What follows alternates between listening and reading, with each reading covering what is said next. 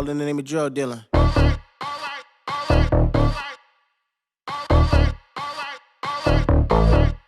Hey, I give a fuck about your feelings. Worry about nothing, I'm chillin'. Young nigga hanging out the building. All in the name of drug dealing. Bruce Wayne coupe nigga trippin'. Lil Wayne roof no ceiling. Dope fiend hanging out the building.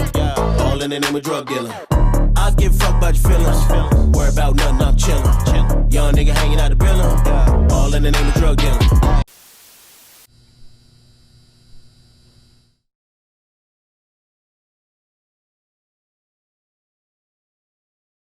What's going on, everybody? Welcome to episode 3 of the Up and Coming podcast. Welcome back, actually, off a hiatus. Been a minute due to the climate of the world. But we here with a very special guest. And I know that I say that every episode, but today is extra special. We've been waiting on this episode here for 7 months, man. I hit you back in December about getting on, bro. And that, it was after the album drop. Super excited. And actually, before we get into anything, though, I definitely want to sit down just because of everything that's going on, bro. Quick mental health check. How have you been, bro? I'm good. Yo, I fucks with you for that. Like, because people don't usually do that, but I'm good, man. I've been going through some shit this week. I lost, like, rest in peace. She was big in my life, especially as like a young nigga, as a young dude. So, like, that happened, and there's more shit. But meditation and shit been helping me get through it, and people, family, and shit like that. Yeah, bro. I'm sorry for the loss for him too, but so I just wanted to shout that out. Damn, man. Well, moving forward now, we so like I said, seven months waiting on this episode here. And like we do, it's a tradition on the show, give every guest a gift, specialized, personalized gift, and if anybody deserves one, it is definitely you. So there was actually only 250 of these made right here. It's a limited edition Ghostface, Iron Man, Pretty Tony action figure. All right. That's for you, man. You get to take that. I appreciate it, no bro. doubt. This is the flyest shit. Yeah. This is the joint I wanted for sure. It's this, and it's another one where he like on like this fucking rock. Yup. Him and Ray, him and the chef got one. This is the flyest shit. Like, I'm no homo. Pause. I'm asleep with this shit tonight. Like, me and Stars. Yeah, man. Yeah, bro. I got something else too. This is from my grandmother, actually. Funny story about her. Yeah. So if anybody knows my grandmother, if you went to Peekskill High School from 2006 to about 2014, you know as Miss J. If you were locked up or CO at Westchester County Jail from 1980 to 06, you know as Sergeant Johnson. And if you were fortunate enough to have her as a grandmother, you know as Mama. But these are from her. She said back when you were in high school, she knew you used to draw, right? She knew you was big into art, and she got you some graphite pencils, and she was like, take these, and when you get famous, remember me. That's so I might even draw her picture. With so there you go. That's for you too, man. Miss J's the illest. Oh man. Yo, I'm about to cry. Man. Yeah. She actually used to let me. She don't work there no more. Nah. All right, cool. She used to let me sit at the front desk. Her and Pete would do this sometimes too. Shout out Pete. Yeah, that's my guy. And I'll just sit there and just draw, like, cause I had good behavior for the most part, but I didn't do shit in school. So it was like, that was my shit. I'll be the nigga in class behaving that didn't do his work. I'll be drawing, and I used to write rhymes from time to time. Damn, and Miss J would literally sit there and just be like, "I just do your thing." Damn. Cause I was calm and I'm just sitting there, principal, everybody passing. You know what I mean? And so just sticking on that too, though, like what for you, just knowing how much art is incorporated into your music, what came first for you? Was it the music first, or was it the artwork for you? It was art, definitely, but I always had a curiosity for music, like the drum, like the beat part of it. Like, pardon me, I used to have my godfather growing up. I thought he was the coolest because his name was Dwayne Johnson. And I seen him recently too. Pardon. He played the drums at my church, and I had always had that curiosity. Like, remember when Kendrick was like, he had that curiosity what the words meant, and Eminem and all. I knew exactly what he's talking about because I felt that, like, with the drums and all that. But I had an older cousin named Alicia, and she used to draw a lot, because I looked up to her so much, I got into that, and so that was like my first real thing. You know what I'm saying? Yeah. Is that something you still do to this day? From time to time, as a hobby. Like, like if usually. When I like a new artist, I like listen to nothing but them and like draw their face or something, and then Damn, that's crazy. That's wild. That's all I ever really did was portraits and shit. And that's super interesting because most people who are drawn to production are not, well, that's Kanye, but most people who are drawn to that really aren't as lyrical as we may think, as they come off. But it's a couple. Yeah, right. But you are one of the guys who like have that perfect blend and mesh of them both. Does having that ear for production aid you in what you're gonna say or how you come off in your lyrics? Hell yeah, because I have like premeditated thoughts and feelings, and then I just need the right beat to bring it out most times. Like I could have. Like right now I got feelings and things that I need to say, and I just need the right instrumentals to bring them out easily without going to force them. So it's all about the instrumentals. I'm music first, lyrics second. Got you. Now, just to hop off the music a little bit, take you way back. Now, I'm gonna go to the first time we met, and bringing my grandmother back up again. So we was at it was actually TJ had a TJC, right? He had a senior night game at Croton. So she brought me to the game, and I was there to support TJ. We played growing up. So I'm sitting in the bleachers, and you were somebody that she spoke about often. Just kind of being like, I know this kid, he had a hard upbringing, but like I know he's got it. And so many people have told me that, like even people who haven't met you, like my homies, they be like, yo, I see something in his eye. I was on a FaceTime call with my friend 2 weeks ago. He was like, yo, I see something. I don't know what it is, but I see something in him. So you were just always in my mind. So when I finally met you, all love. Yeah. After that might have been December, January. A couple months later. What year is that? That was 2015. Or that was the end of 2014 going into 2015. My senior year of high school. So couple months later, I'm getting up for school, and I always used to keep MTV on before I went to bed. Watch Fresh Prince or Martin, right? So yeah. So I'm waking up, and the morning buzz used to come on with that annoying ass. It wake you up in the morning. That was like my alarm clock, and I'm getting dressed. I look at the TV, and it's you, and it's Javante playing, and I'm like, yo, this is crazy. It's the wildest time, yo. But like, when that around that time for you, like what was your reaction to seeing how big and how much that song took off? It was dope, but it was kind of bittersweet because I didn't like the fact that I had did that record I did that in 2012 when I had graduated high school. And so I'm just sitting here like, fam, we gotta go do this whole shit over again. Like I hadn't done a video for it, but it was just like this whole thing, and it was bittersweet. It was a great feeling because I had never even imagined that I would ever be on someone's TV and shit like that. But it was a little happy, a little upset because it's like I'm over this music, you know what I mean? It's been 3 years, but yeah, that was a great feeling though. From that time, because Communion dropped 2012, it's damn near 10 years, man. You feel like it? Yeah, but I be forgetting I did that. Yeah, right. I was like, you know what I'm saying? Yeah, I was so young and just like I just wanted to be different. That's when niggas would put like. They'll make like what was hot at that time. Like a nigga would have 2012. Like let's say Stay Scheming, right? Okay, they'll have right. an album with some of their songs, right. and they'll put like a Stay Scheming freestyle, right. or a classic, maybe like Dead Presidents on it. I was like, yo, fuck that. I'm gonna do a mix, like what Drake said, drop a mixtape sound like an album. I'm like, I'm doing that. You know what I mean? And that's what I'm most proud of about it. But you grow out of shit sometimes. Absolutely, and sticking on that too, because. With you, when the first time I heard you, I was like, yo, he really knows how to make songs. Like certain people just drop music and they rap, or it's like they'll catch a melody or they'll catch something over a certain beat. To have a mixtape that sounds well put together, it wasn't, like mastered to the max, obviously it's a mixtape, but the sequencing, the track listing on that is how did that for you, like going into making a project, what is going through your mind of like, okay, these songs have to seamlessly kind of tie into each other? Yeah, well, that's like somebody asked me this the other day. I think it was Tom. But anyway, word. It's just but when you study albums, like I study music all day without even trying to study. I just listen over and over and over and over.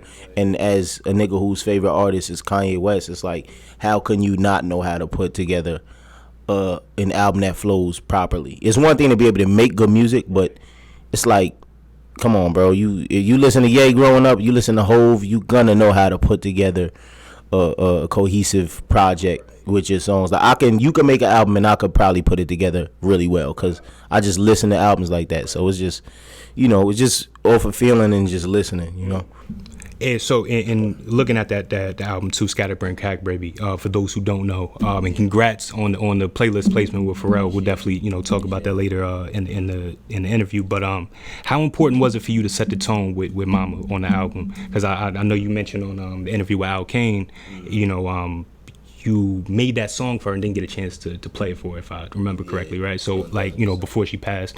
But how important was that for you to set the tone, with that song specifically? I'm gonna keep it real. The only reason why I did that song first is because right after I wanted to have the dope man. Yeah. You know what I'm saying? Right. That's the only reason why I did that. Yeah. But it was very important for me to get that off because, like, can I tell you a story? Yeah. All right, so I go to I come to Dan. I'm like, all right, I got the album name is Scatterbrain Crackbaby. He almost wanted to laugh, but he didn't want to out of respect.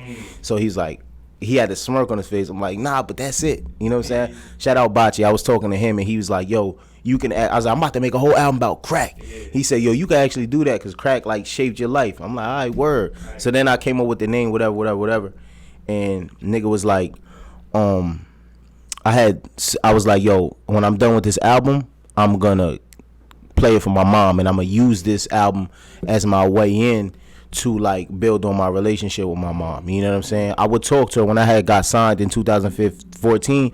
I would talk to her. That's why I said on the album, you told you about my deal. You said it, whatever I said. But yeah, for sure. Yep. Yeah, we spoke for like a month and then it went on for a year. Exactly. Yeah. So it's like when I had, I'm like, yeah, so I seen one of her good friends, Miss Nicole, in CVS. And then I'm like, yo, I'm trying to get in touch with my mom. She like, I don't got her number on me. I got it in my other phone. Call me tomorrow. I never called. You feel what I'm saying? And then because I was going to like start talking to her as I'm working on the album and then meet her with a copy of it, play it, talk this, that, and the third. She ended up passing. And I never called, Miss Nicole to get her math. So I'm sitting there like, fuck, man. Don't wait. You know what I'm saying? This, that, and the third. And it's just a crazy thing. So when was that? That was October 2018, and in August is when I decided that I was gonna do that, right? So and we were supposed to finish the album at the top of the year. This album would have sounded terrible if we did that, but we supposed to finish it, have it out top of the year. And I remember telling Dean, my bro 42, who like helped record, he was like my recording engineer and shit. He was like, yo, we gotta do the album. I'm like, yo, bro, I'm not putting out this album until I can speak directly to my mother. I had already written Mama in August. I had already written it and everything. But I'm like, until I got that one record where I could just talk to her, I'm not releasing this album. And it took up until March of 2019 to have that record. And what lesson did that teach you? Just kind of going how everything played out. What did that teach you moving forward, just in life in general? It didn't teach me because I just faced this incident again, basically a little different because it was more about me being stubborn. And I'm not gonna go there. It's not even something to talk about here. But what it was supposed to teach me was to not hold grudges, to speak things, to come together with your people regardless of anything, because tomorrow ain't promised. And I thought it taught me and it didn't. Like at the end of the day, I'm a hard-headed dude, and word. Yeah, I already know. Well, we gonna lighten the mood right now because we got an elephant or a skull in the room sitting on the table right now. Can we introduce who this is right here, man? Same one. I'm gonna take his do-rag.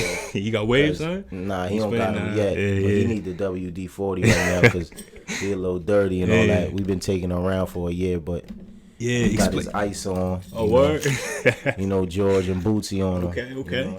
Yeah, explain this to me though. Explain Samo and who makes up the team and the concept, how it came about for real. I can't even remember, bro. Like the whole story. I used to have it down pat like that, but basically, I had seen a movie. I can't remember what. It was one classic we all know, but I can't remember. And somebody said, "Junkies die alone." And then when I knew that, when I heard that, I'm like, yo, that's gonna be on a Is t-shirt. that before you had the concept for the album, or this one after I had the concept for the album. So once I come up with the concept of the album, I dive into everything about it. I done studied about crack babies. Right. There's literally no real crack baby. Like your body is not affected by crack. Oh wow. But a crack baby to me is anybody whose life was affected by their parents' use. Yeah. But basically, I seen some shit. I'm like, yo, that's gonna be on the shirt. Junkies die alone. The orange shit came a little different, a little later.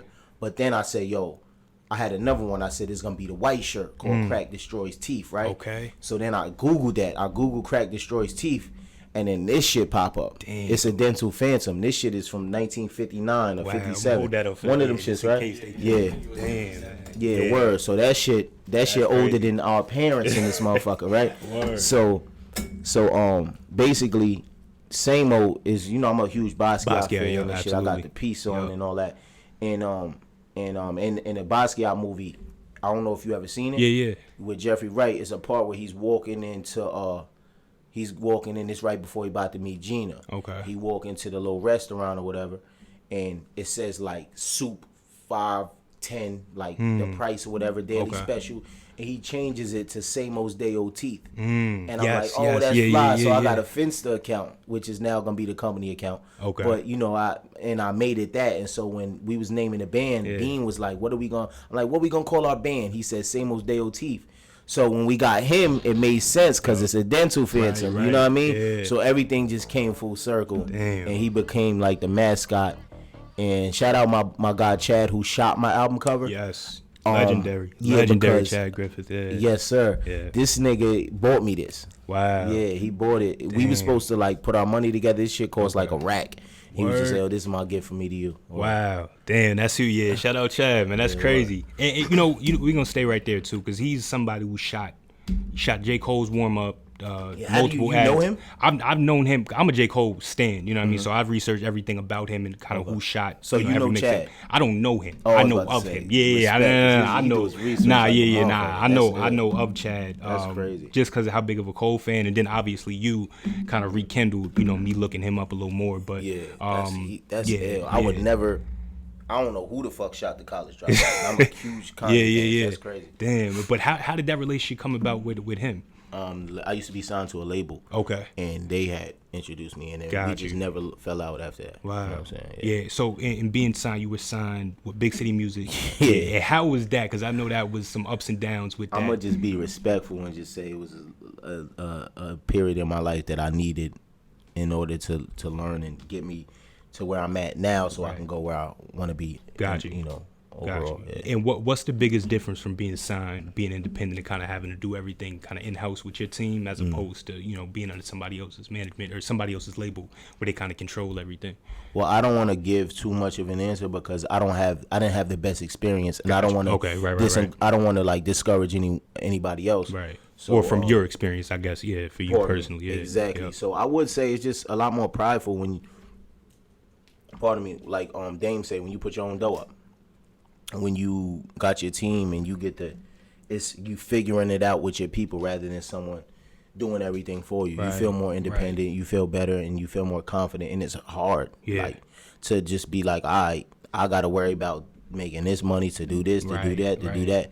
But it feels better in the end. And you know, speaking of your team, we got Dan right here, who's your manager. Who makes up the same old team? And you know, for you, how important is delegation? Where you know you may be limited in one area, or you may just have so much going on with the music, where you could just pass it on to him or Dean or DeWitt or whoever else is on the team.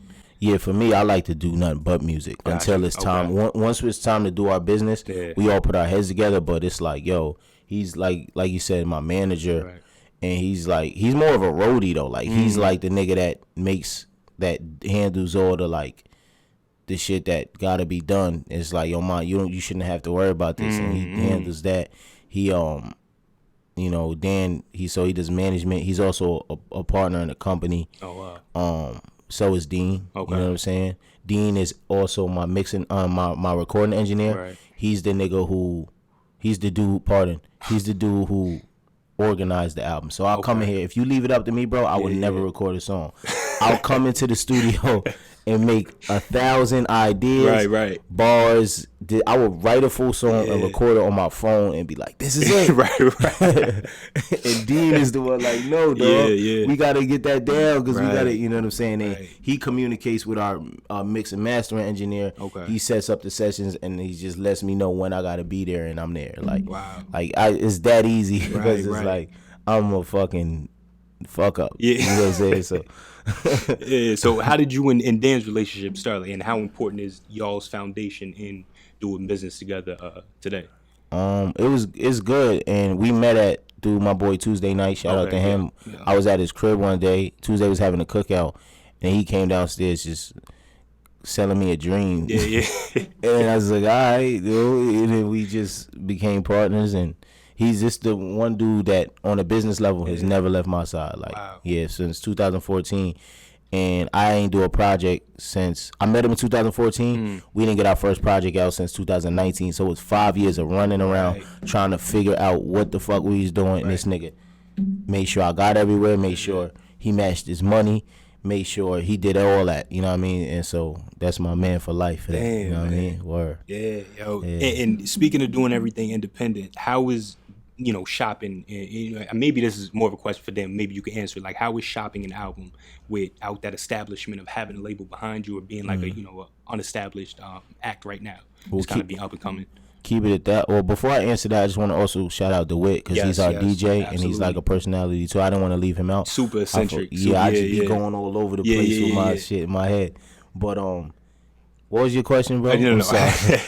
Nah, like how is promoting and shopping an album, without being an established actor, having that big label behind you to help with that? Well, we just do what we can, bro. Yeah. And I'm a firm believer in like the law of attraction and just like doing the best you can. You know what I'm saying? And I remember saying to niggas, I told the team this last year. I said, yo, Chance's whole shit, right? Right. I say, yo, Scatterbrain Crackbaby is gonna be the 10-day, and the new album is gonna be the Acid Rap. Okay, this the one that's gonna get us the some of this. Right. I said this gonna get us the indoor, the little foot in the door relationships, industry joints. Right. I got niggas at SoundCloud now. You had the foresight Apple, back then. Yeah, and I didn't know any I tell them all the time. I say, yo, if you look back, I say, yo, like we just did a show last year in Peekskill. Yeah. So I said that night, if somebody was to come to us and say, yo, I'm from the future, you gonna meet one of your all-time favorite artists as a kid. Right. You gonna and like legit become his friend. Right, Travie Mccoy. Right. And then you gonna get like a Pharrell cosign. Right. SoundCloud gonna be behind you. Ebro shouted you out. And we'd have been like, oh, we'd all quit our jobs that night. Yeah. Like, oh nah, it's over. Right. So it's like I didn't know any of this was gonna happen, but I did know that it was gonna do good because we put everything we had into it. You know what I'm saying? And the product was good. You know what I mean? And it wouldn't have went anywhere had the music been shitty. You know what I'm saying? Exactly, like it would. And for you to say like the next album is gonna be it. I trust you, but it's so hard to like give you know what I mean? Because it's like, yo, this is crazy, and this is your first joint. You know what I mean? So to have this much success off of one project where you're not too many people know who Big Mon is yet. Today. You know what I mean? It's kind of like a and I'm good with that. Right. You know what I'm saying? And that's the kind of the best way. And I was in my head coming up with the questions. I was like the replay value of being an up and coming artist as opposed to being an established act. Like, you might go back to look at, listen to your favorite albums, but to be somebody who put out a project in 2012, right, like Communion, and then you put out a project like this, and let's say, your next project is crazy. Yeah. So many people are gonna go back to those initial products and be like, yo, how did he sound in the beginning to where he's at now? And to be honest, like Communion sounds crazy. I was listening on the train. I was like, yo, this should come out today and still be, you know what I mean? It's still hit. You know what I'm saying? So it's wild, bro. It's wild. I appreciate it. Yeah. But looking at the new album, I know you mentioned on your live, and you also mentioned the Alkane. It was gonna be in between. Fucks with this is my dude, man. I'm gonna text you weekly. For sure, bro. Like, we gotta become like real friends. Absolutely, like, absolutely. I fucks with this dude. Yeah, bro. But you mentioned 45 to 48 minutes. Like how you wanted to have a project, and we looking at the whiteboard right there. Yeah. You want sing-along songs. You want the girls to be able to ride in their whips. Down the street. Down the block, whatever. Listen to the whole thing front to back. Yeah. What kind of inspired that for you? I ain't gonna lie, I was just recently I was working in gyms. Okay. I worked at Sports Club and Blink at the same time. Wow. So, and you just see all type of like beautiful women, and it just sends me a vibe creatively. You know what I mean? Yo, when Kanye said, "I need all the bad up in Equinox," I'm gonna write that like big on the joint, because it's like when you think about that, like Sorry Not Sorry by Demi Lovato. Yes. I stole those chords for a song I was supposed to do called "Feel" for the album. I'm not doing it no more because it was just too Chance the Rappery. Okay. But those chords, when I heard that, I'm like, Sorry Not Sorry. I'm like, yo, this is like the most.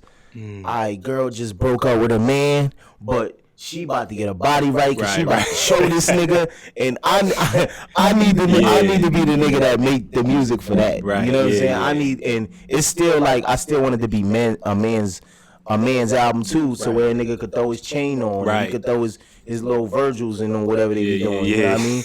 And step out and feel good. Like I want it to be an album that makes you feel good about yourself and feel confident and love yourself and love each other type shit. You know what I'm saying? And you know, because I listening to Scatterbrain, one thing that comes out is, you know, so much of your pain and your experiences, right? And it's so autobiographical, where it's like, I'm telling you who I am because this is what I have to do. I didn't even tell you who I was. Really? I just told you what I saw. Okay, yeah, and that's real. That's real. That's real. On this new one. That's real. Yeah. Damn, that's why we got Self on the board too. Yeah, that's fire. Yeah. That's fire, man. But you know, one thing that did come out, what was evident, was like so much of your pain, or you know what I mean, everything that you did see.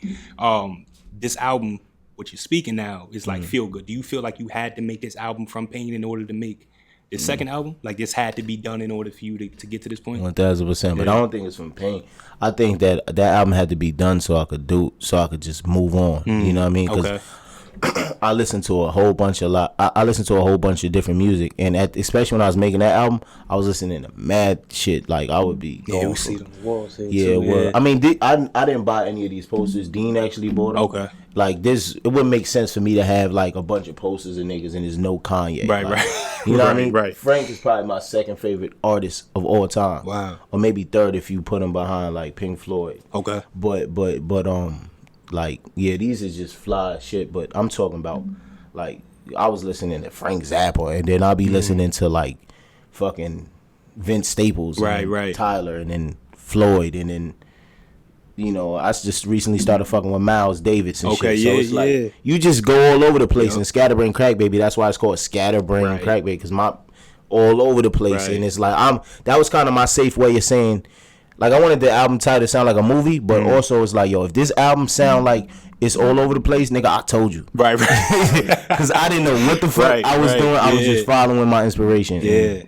Damn, man. So we touched on Peekskill a little bit, and we both, you know, for those who don't know, I grew up, you know, born and raised in Peekskill up until the 3rd grade. I moved out to Austin. Okay. But what does Peekskill mean, you know, for you? What does it represent for you, the hometown? Man, Peekskill is just fly shit. It's just this spirit of fly shit, and it's just motherfuckers is. I think everybody in Peekskill shades everybody in Peekskill. I ain't gonna lie, like, but at the end of the day, it's a family of its own, and it's you can't come to Peekskill and like everybody can have differences. My cousins talk about this all the time. Niggas can have their differences, but you can't come into our town and let that. You know, we got to put that shit aside. It's about us. You know what I mean? Peekskill motherfuckers take pride in Peekskill, and that's what I like about it. But pardon me, it's a very weird place. Yeah. In many different, you know, aspects of the word, but it's just a place that I appreciate, bro. It's the only place I can go for a walk at that time that I knew of. And like be walking in places where it's like almost woods everywhere, and you just get to zone out and feel safe and listen to your music, and I learned everything. I had my first everything in Peekskill. You know what I'm saying? And it introduced me to my first love, which was basketball. You know what I'm saying? So I don't know what to say. Right. You know yeah, for sure. And you know what? I'll stick right there too, because you know. Peekskill definitely know. I don't even know how many state and federation titles the high school has, but Coach P, legendary. Daquan Burkhouse, Elton Brand, Moogie Jones. The list goes on and on. Montel Simmons. Exactly. But niggas ain't know I was modified. Word. You know what I mean? I'm joking. Word. But you know, and I was reading the you know, kind of everybody's bios for the Pharrell playlist, and you know, first that pops out is, you know, Peekskill's no rap haven. You know, like, how are you trying to change that? Because people think of Westchester, and the only thing that comes up is the locks. You know, you might have, you know, a couple, you know, Brand Nubian might come up. You know, like Brand Nubians from where? Oh, New Row. Word. Yeah. That's crazy. Yeah, so you know what I'm saying? So like if you looking at that, it's like, you know, well, we only know Kiss, Styles, you know, Chic and Grand Poobah. Who else? Doom is from Spring Valley. Really? Yeah. I never knew that. You know Bishop Nehru? Yeah. Okay. I know his dad. His dad told me that. Damn. Jen. Y'all two would Shout sound out. crazy on a track. Shout out Jen. That would be fire. Yeah. But like, you know, being somebody who's from Westchester, you know, from these parts of Westchester, kind of the upper part, how much pride do you take in that? What I'll take trying to, you know, change the people's perception of how music is taken here. I take pride in Peekskill, and I mean in Westchester, but to an extent, bro, because it's like I'm about Peekskill. You know what I'm saying? I love Westchester, but I'm more about Peekskill, and I think that Westchester's cool.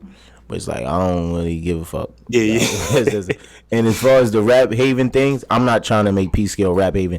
I'm trying to make Peekskill a creative, a safe place for you to be who you want to be and to be a creative person. Like, I don't give a fuck that much about rap. I'm a music dude. Right. But at the end of the day, music for me is everything. But for what I want to do, it's got to be a tool. It's got to be something that says, okay, use this to do ABC, you know what I mean, and to do this for, like, when it comes to the responsibility that I feel I have to make change in my community, that's what I'm using it for. It's not all about music, you know? Right. Got you. 100%, man. So, you know, one question that I have for you, right? Like, with your samples, is it all crate digging? Is it looking online? Like, what are you pulling? Both your now. Yeah. The last album was all online. But okay. I got a little collection over there and shit. Yeah. I'm gonna check that out in a minute too. Yeah, man. I got a couple joints. I got this one joint on the album.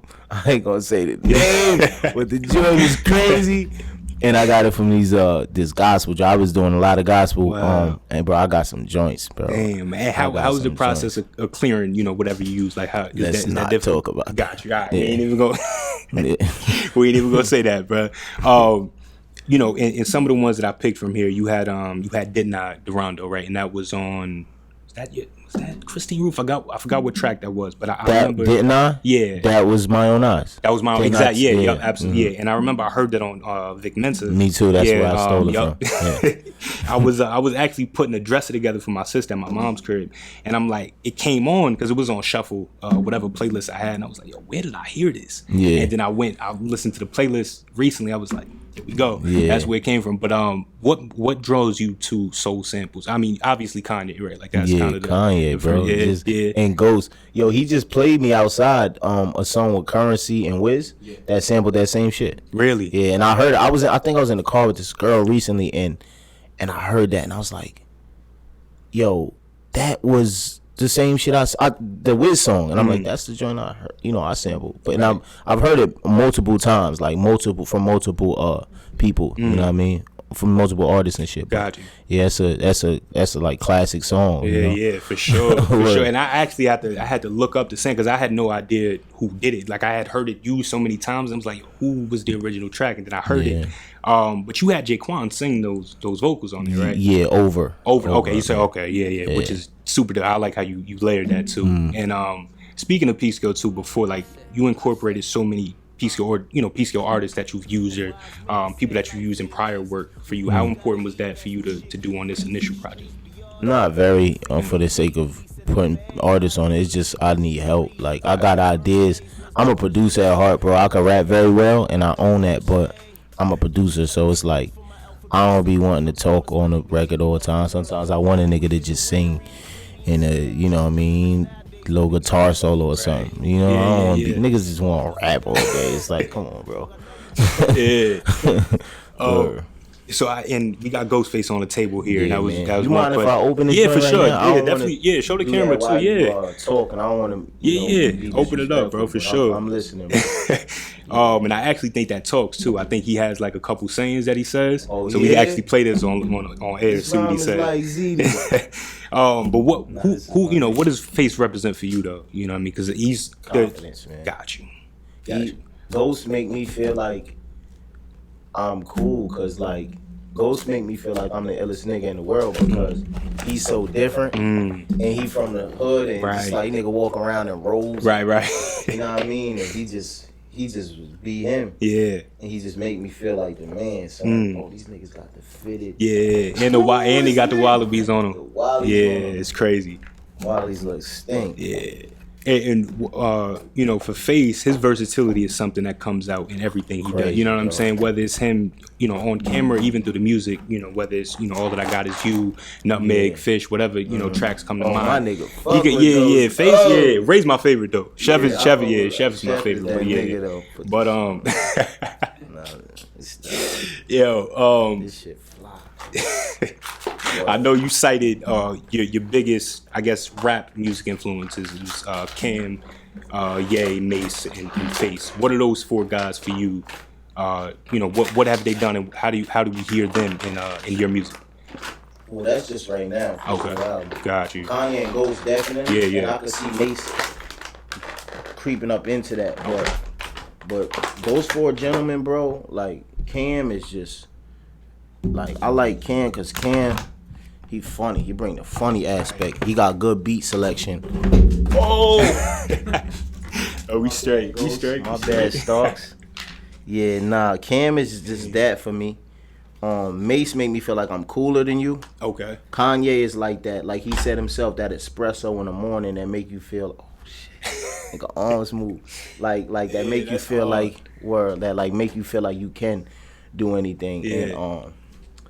And Ghost is just that confidence, that crazy confidence boost. And I just enjoy their music first, right. But for my own personal selfish shit that I want to take from all these gentlemen, it's like, yo, pardon me, they just ill niggas, and 3 of them is from New York. So right, yeah. You know, and you know, you speak about the confidence. Was there ever a time for you that you weren't so confident in your music or your ability? Hell yeah. Man. A couple years ago, I fucking didn't. Originally, I didn't want to do this shit for like a living. You know, I just did it for fun. Right. This shit is fly. and then, yeah, man. And I done been through it, but you know, just a lot of work, a lot of building myself back up. Right. And now I feel like, yo, you know what I feel like? I was saying this the other day. I feel like I could be that #1 artist, hip hop artist in New York, because I have like that thing. They said that right up when it was like, he weaves the soul samples with the lyricism even the casual fan and casual fans and the hip hop purists can, you know, appreciate. Like, I feel like I do that. There's nobody who could do it. And I was nobody, because you mentioned that during the live, and I started going. I was like, nah, I got it, because for me, like, I just challenge anything anybody says. Like I was like, I'm trying to think of somebody. I couldn't think of nobody. Because it's either like one person's either on this extreme of the spectrum or they're over here. So it's either they're giving you down south or they giving you melody or they giving you boom bap, and that's it. And bro, I'm gonna keep it 1,000. That last album does not does not back up my point. The new album I'm working on right now is gonna back that point up. Mark my fucking words, yo. Like, and I feel it. I don't know. I be saying, I'm gonna be that because I want to manifest it, but I feel it, and I don't. You know how shit happen. It is a lot of time. It depend on the situation, your label, your backing, or whatever. Some shit. It's like, I don't know, B, but I know I could bring some shit to New York that these motherfuckers can't. And no disrespect to Pop Smoke, rest in peace. And to see how big he was becoming and what he was gonna be, I don't think on the creative aspect he is what I'm talking about. Gotcha. I think he was that, but just not on the creative aspect. You dig what I'm saying? Absolutely. But I'm telling you, bro. I'm telling you, like, just give it, like, what, like 11 months. 11 months? For it to be done. Okay. I don't know when it's gonna be out. It's all what, next June, May? Yeah, it'll be done. At least so I could, yo, pull up. I got the whole joint. Send it to you or whatever the case may be. But situations and trying to make sure it gets out right. Absolutely. We don't know. You know. Now, would a rollout be differently this time? You know, I mean, I know it's far out, but will you be releasing singles off the project? Are you thinking that far out yet, or? Probably. I don't know. We gotta just figure that. It all depends on what it's like. You know, budgets and all that. So it's gotta. All I'm saying is the music's gonna be incredible. I'm waiting for it. Like, that's it. Man. For you, you know, from Communion to, you know, Scatterbrain, it was kind of a 7-year period where, like, we didn't hear, no matter her, we saw Givenchy come out 2015, Sriracha dropped 2017, but they're like hearing a full cohesive project from you, it was like, 6-7 year gap. During that period, what was going on with you trying to, get back to being Big Mont? Depression, trying to find myself, losing friends, gaining friends. Like, in a nutshell, Damn.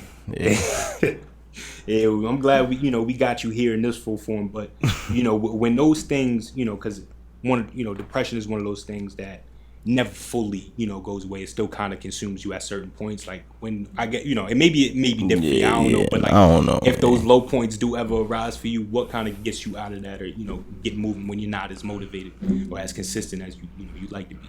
I would say right now, bro, meditation. That shit's been helping me, bro. Hell yeah. Just 6 minutes at a time. Okay. Just sit down, close your eyes, breathe, and just wake up and just, it feel like you waking up, because after a while, niggas start feeling like you sleeping and shit. But, for sure. Bro, it's just a good thing. Take it. And you know what? And this what motherfuckers got to start doing, right? Start saying, yo, what can I do about this? And if the answer is nothing, just say, fuck it. You know what I mean? Yeah. That shit can go a long way. Sometimes a simple fuck it. It's a book called The Subtle Art of Not Giving a Fuck. I want to read it. I don't know what is, the details, but I've seen a couple people I know read it. Yeah. And it's like, yo, sometimes you got to be like, yo, fuck it. Right. And I think so much of like, the pain that people experience, whether, be the anxiety, the depression. And I'm one to talk because I go through this shit all the time. But like knowing when you try to control the situation, that's when things kind of start going down, because you can't control the outcome. You know what I'm saying? As much as we think we can, there's so many different variables at play. Like even on the train here, like I had knots in my stomach coming because I was like, I ain't seen this dude. Like we've never sat down to have a conversation for real. Like I'm sweating crazy. I'm like, yo, do the questions I got, are they gonna make sense? And fucking broke. Yeah. You talking about you got knots in your stomach. Yo, imagine if a J interview come up. You know what I'm saying? I might pass the fuck out. But like for this here, like I'm just like contemplate, like, are the questions I got good? Like, is it gonna be how's he gonna be?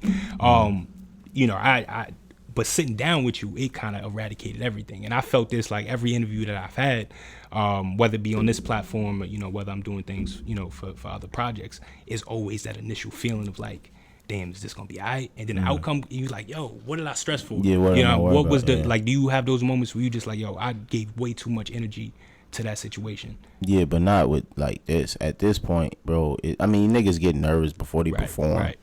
Niggas, I'm not the most people person. I'm a socially awkward nigga. I'm an introverted dude who will talk a lot the minute I feel comfortable around you. Right. But it's like, bro, I don't be tripping.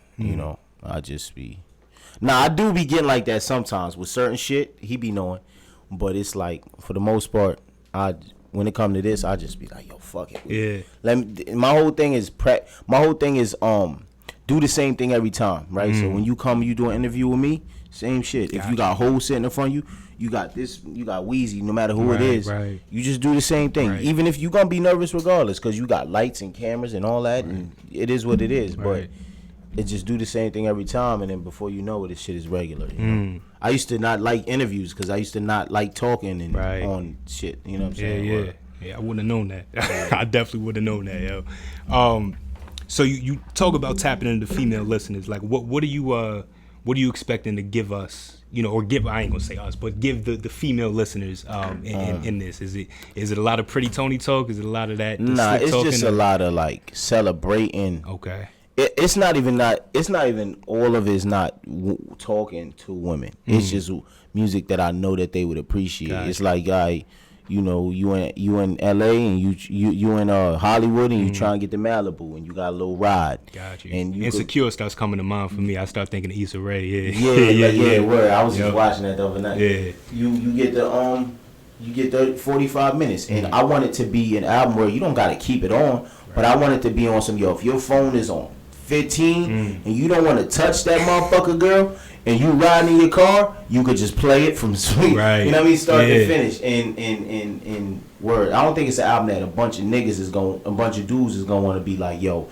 we all gonna rock this from here to Atlantic City, but it's a couple joints that niggas are gonna be, this same old nigga, we ghetto, we got all type of, it's gonna be some hard shit on there, you know what I mean? So it is, that's who I am at my core, that rugged shit, like that Wu-Tang shit. So it's like, and soulful shit. So it's like that's gonna be there too. But I don't want you to think I'm sitting here making songs for ladies. Nah, I just want them to be able to enjoy it. You know what I'm saying? Because I just want my music to feel like, what I want to feel like?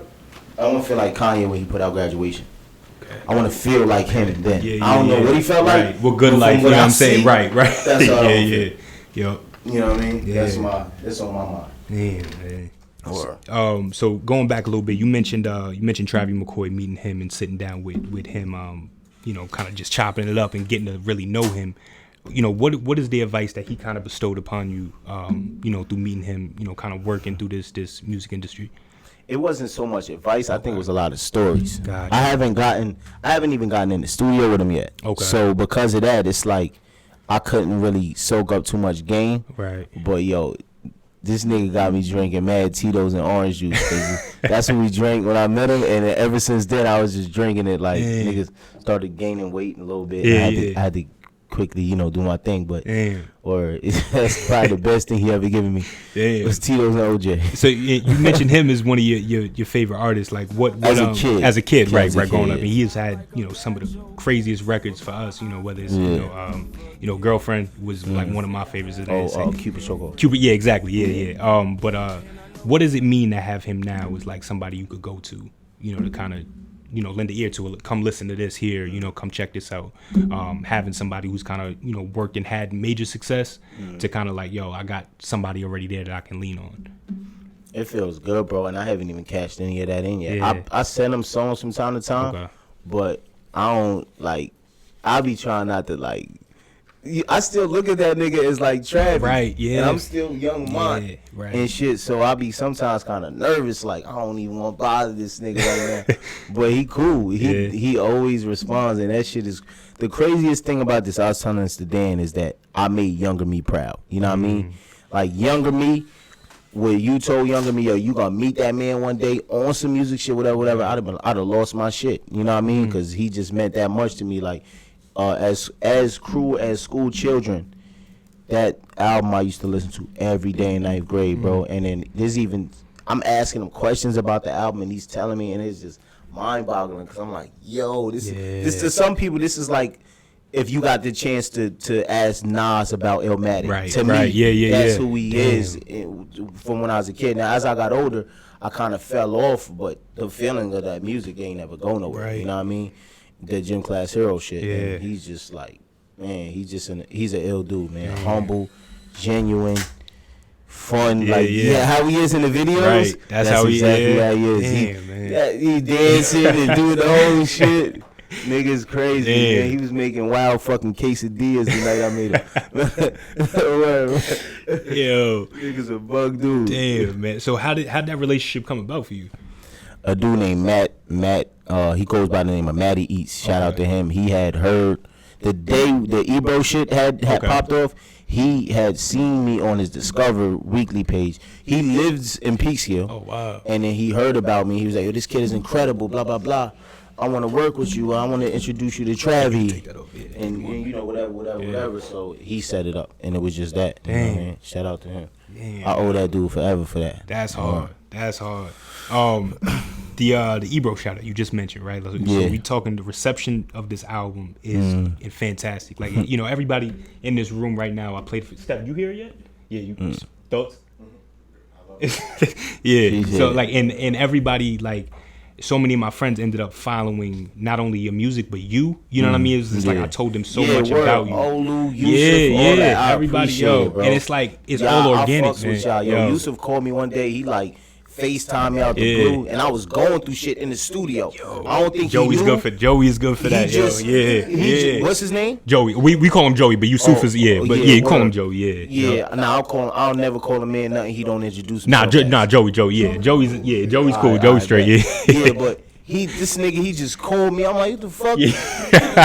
I never had his number. Only reason I knew because it was the email. He called me from his laptop.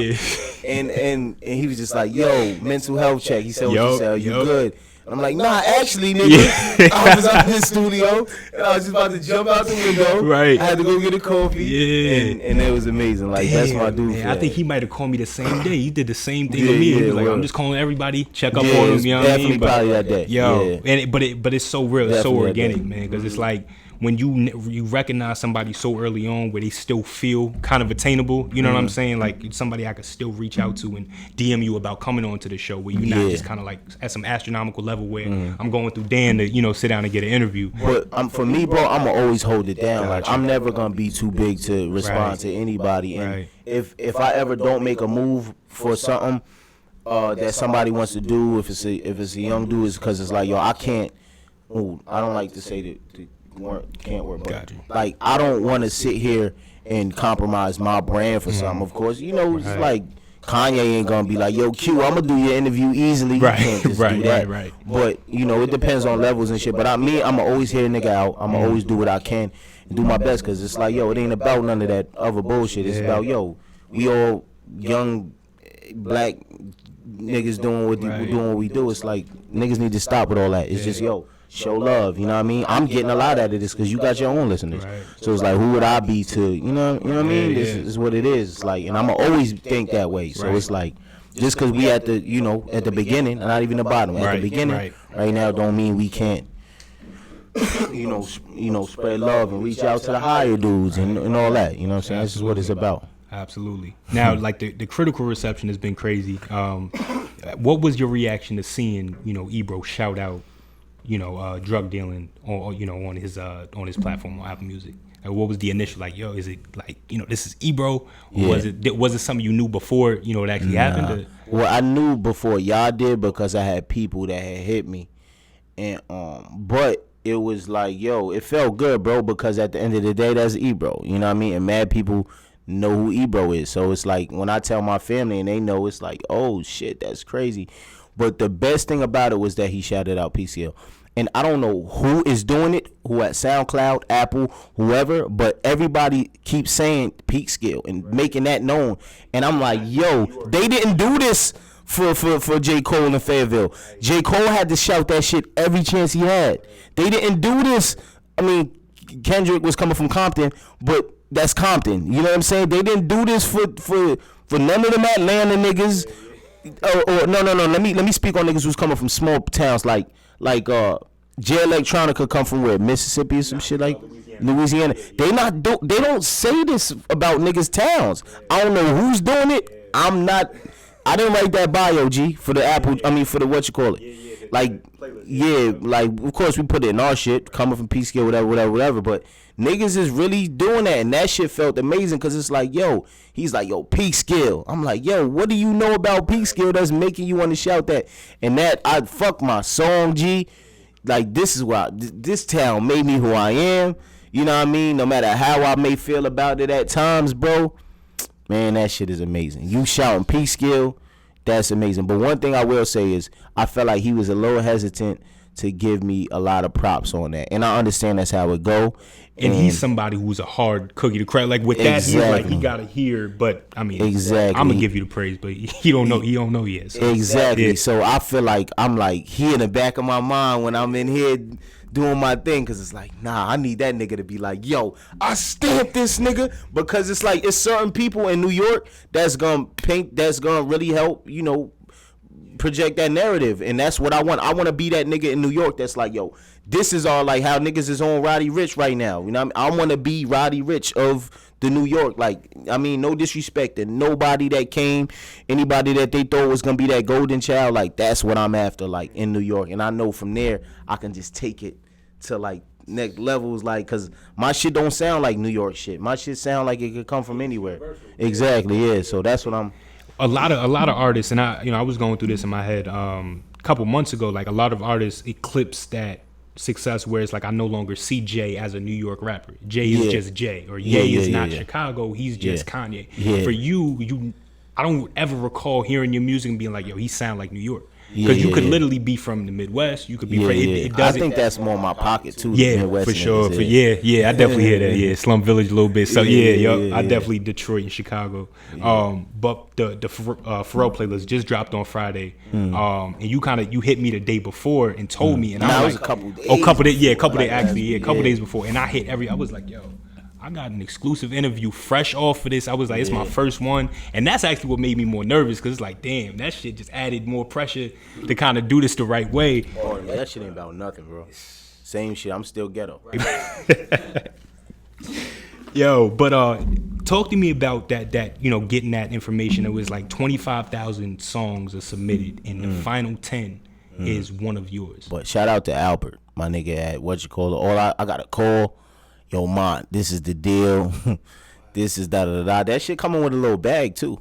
Yeah, word. So it's is these niggas is playing with it. but word, it's an ill shit. And I just got the news and I was just like, all right, what I gotta do? What, you know what I'm saying? Had the contract signed within a couple days, and bro, 2 months. We knew about the shit 2 months ago.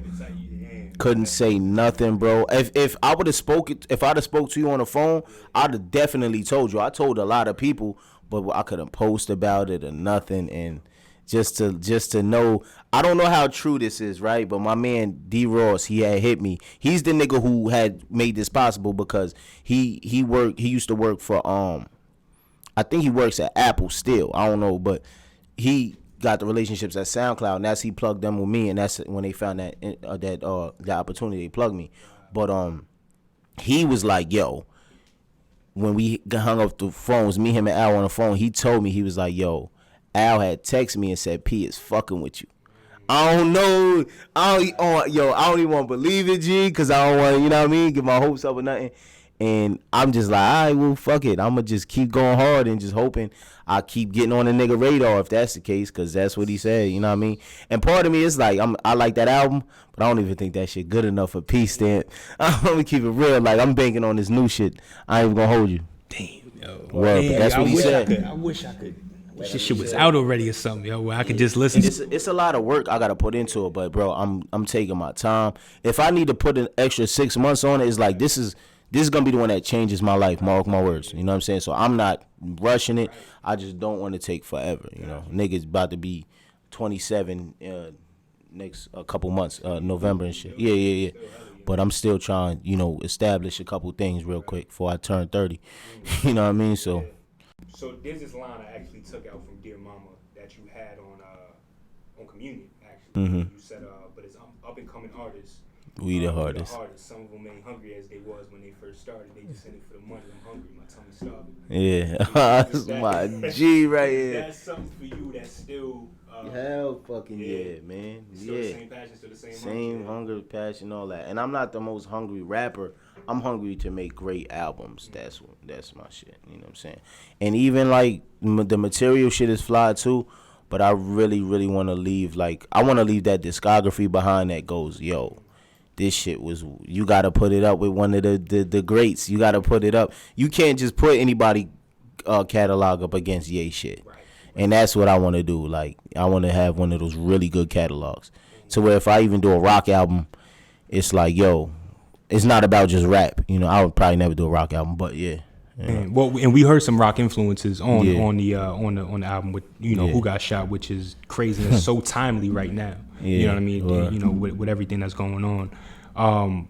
What made you lean towards doing a rock influence on something that was, you know, that could have had any type of, you know, sound to it? Could have been a soulful sound, it could have been a somber, but you were like, nah, I want to have this black skinhead kind of, you know, huffing at the beginning to make it this up tempo. But I'm talking about something that's, you know, so tragic that happens, you know, to people that look like us, you know, all the time.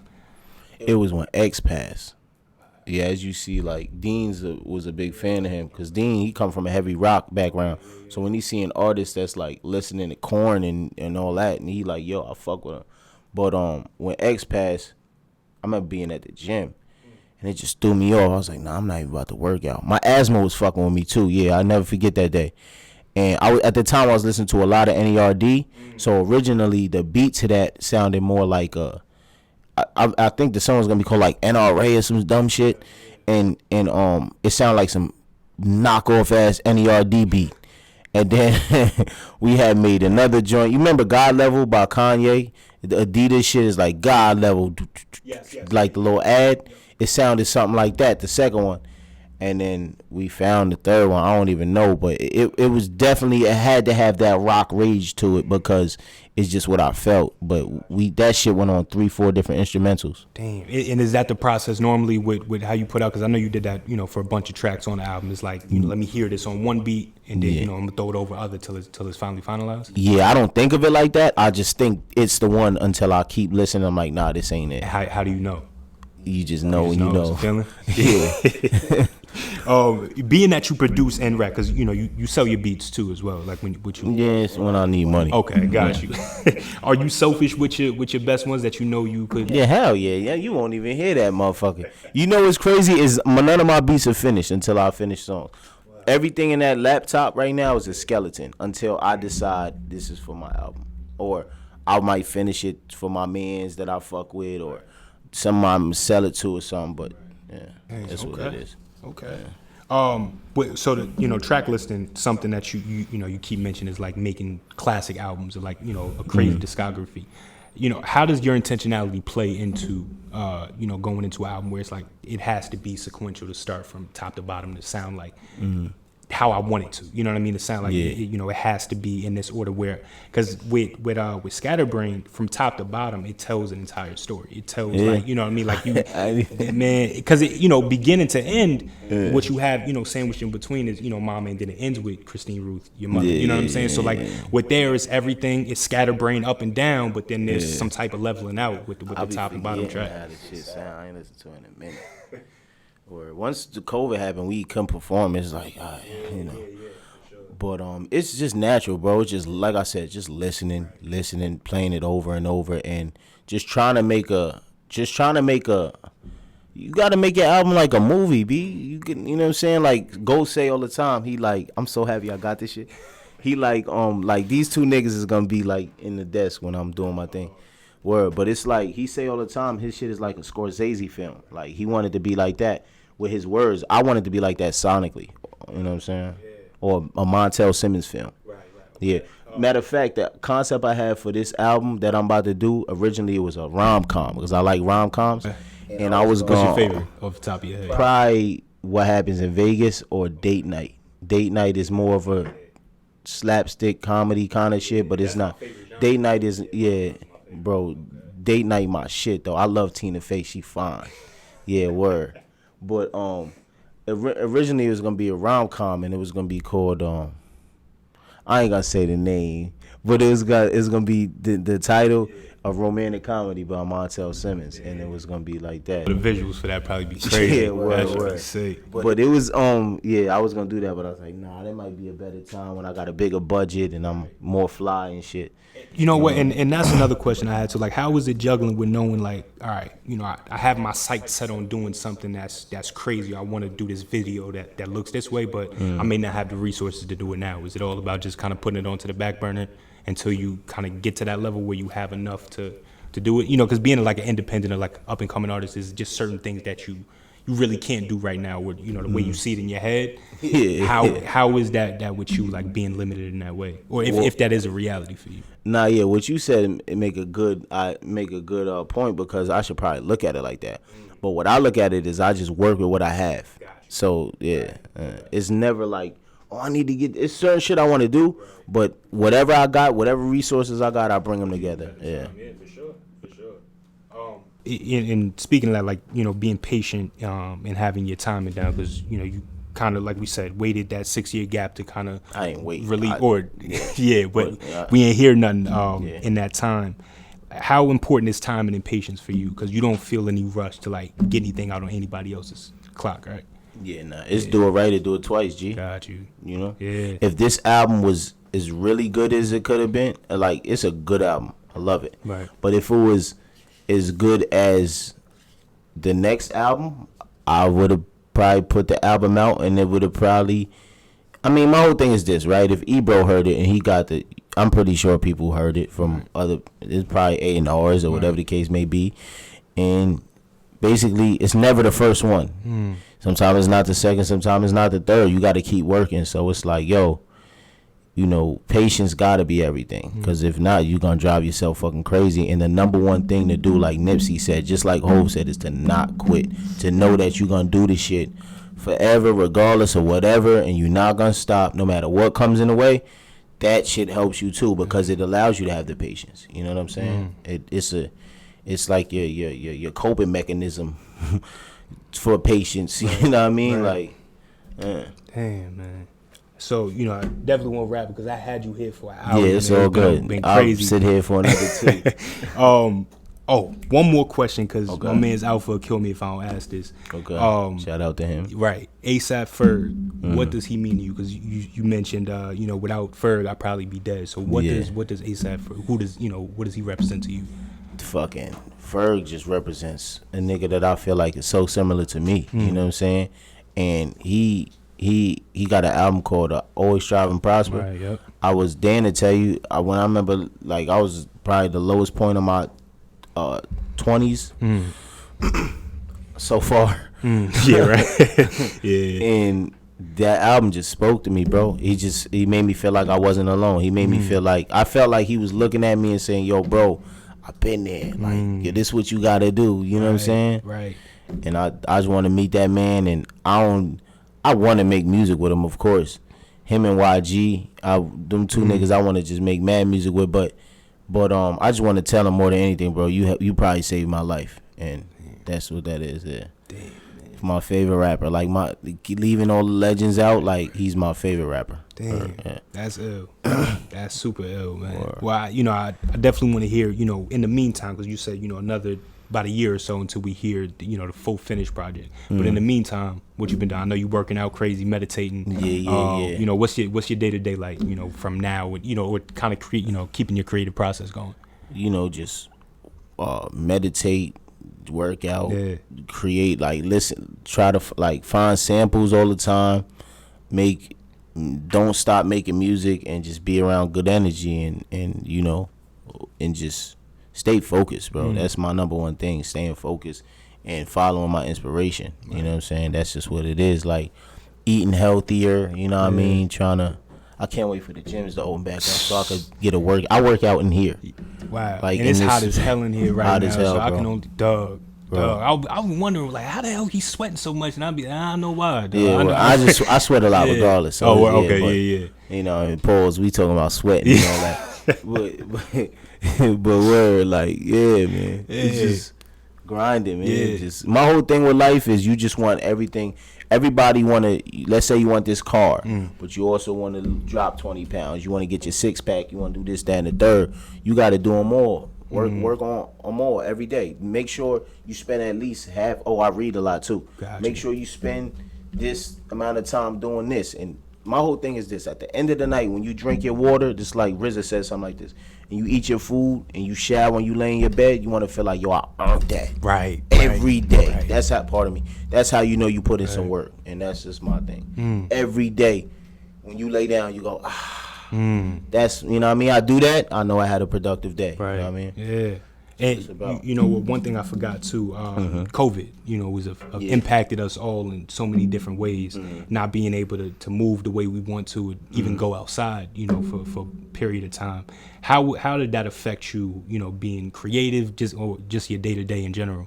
It definitely affected me because it altered a lot of shit in my life, and I'm pretty sure I caught it. I'm not gonna lie. Wow. Yeah. Luckily, and you got asthma too, right? So but that surprisingly, bro. I mean, I stopped eating meat again last year, so my asthma hasn't been that bad. Okay. But luckily, this girl, shout out to her. I don't want to say her name, but she held me the fuck down during that shit.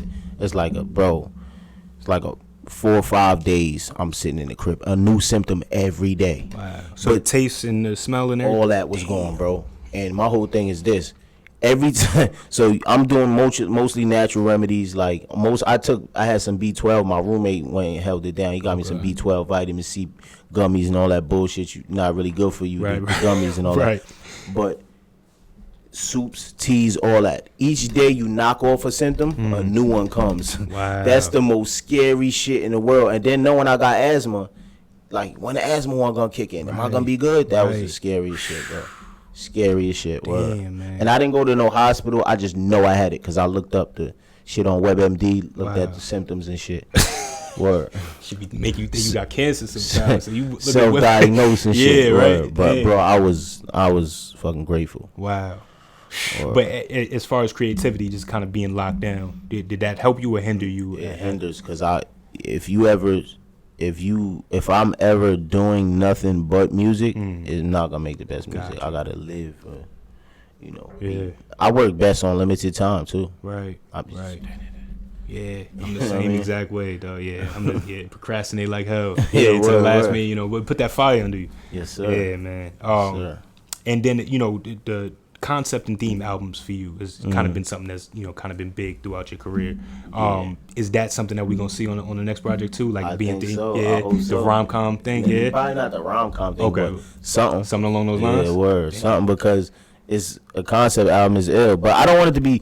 I don't ever want to make an album that's too concepty that you don't want to listen to it. Right. Like Scatterbrain Crackbaby is a great album, but it's too dead set on the subject of crack. It's like, yo, I want regular fucking music. You know what I'm saying? Yeah, I feel you. It could be as creative and different as possible, but I want the content to be very regular. Like, you can just listen to this anywhere. Gotcha. You don't want to. Come on, you put. You know, all respect, you bring Miss J in the car, you won't be listening. Right.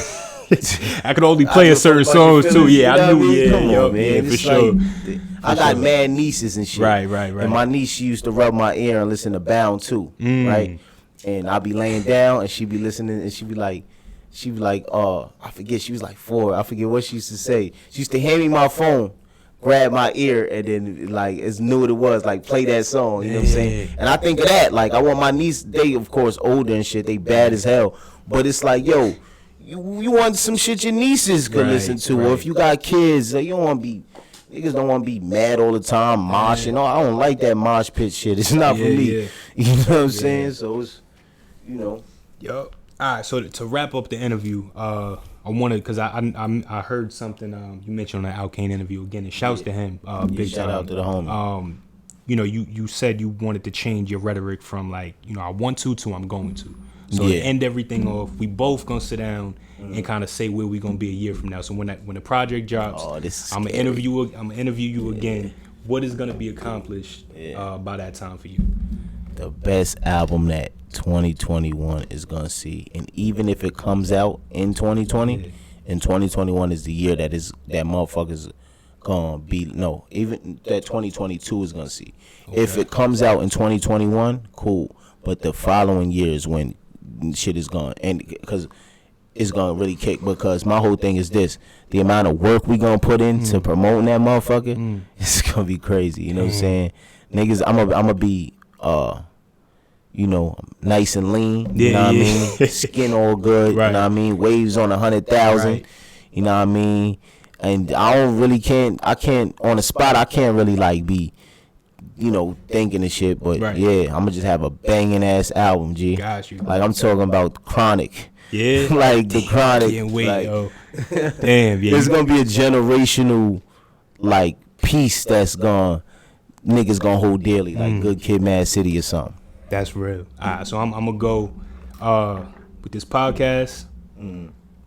2,500 subscribers on YouTube, and that's setting it low. So you got numbers. You already better than me. Be able to get paid off of this. I don't know if it's gonna be the set standstill, you know, or what, you know, my primary source of income, but at least be able to generate some type of income off of this, and be able to be autonomous with my work and not have to worry about autonomous mean? Being just kind of independent, fully independent on what I want to do, and not leaning on editors to talk about what I gotta write, what I gotta, you know, who I get to interview, because that's the best part about doing this is, like, nobody's telling me who to interview. You know what I mean? So I'm like, yo, if I want to interview a doctor next week, I could do that. I could do, you know, that's the best part. Bum ass rap, right? And all that. You know, and that's the goal with this, man. Is anybody who's, you know, advancing in any way or kind of doing something dope that doesn't have a platform yet, or the platform that I see them, you know, that they're supposed to have, give them that platform to do that here, and then a year from now we see where they at. Yeah, you're natural with this. Yeah, I mean, I appreciate that. I listen to podcasts, and I already know you gonna. Like, after listening to this, I'm gonna go listen to your first two. Okay. Especially with your mans that's the artist. The first one who that was my coach, actually, my basketball coach at Stony Brook. My guy Gino. Yeah. Shout out to Gino, my guy G. But I'm gonna fuck with it, G. Damn, man, I appreciate that, fam. I appreciate you, man. This shit for sure, bro. Thank you for coming on, bringing same old out. Welcome to the creative house, right. Man. I don't think we had how you say it. I don't think we said that. You know what I mean? Yeah, this is we in the same studio. Old, What's the name? Crib, oh, just bro. your crib, yeah, just the crib. I be trying to make it sound fly, but word, this is the fact we doing this here it means a lot to me. Yeah, it's natural, bro. Because you pulled up and I appreciate it. For sure, bro. Thank you for coming on, family. Most definitely. All right, bro. Love. All right, and that is it for episode 3 of the Up and Coming podcast. Thank you guys for all staying tuned, kind of staying along. I know we had a long haul hiatus off, but we back to dropping episodes every 2 weeks, if time permitting. And shout out my guy, Pretty Tony. This one might go on IG right here. It's my guy. All right, and that's it. That shit boosted my shit, son. Let me see my man. Yo, that's ill, yo. I might just show up everywhere with him, like, put him on my niggas pound, just like, yo, respect this.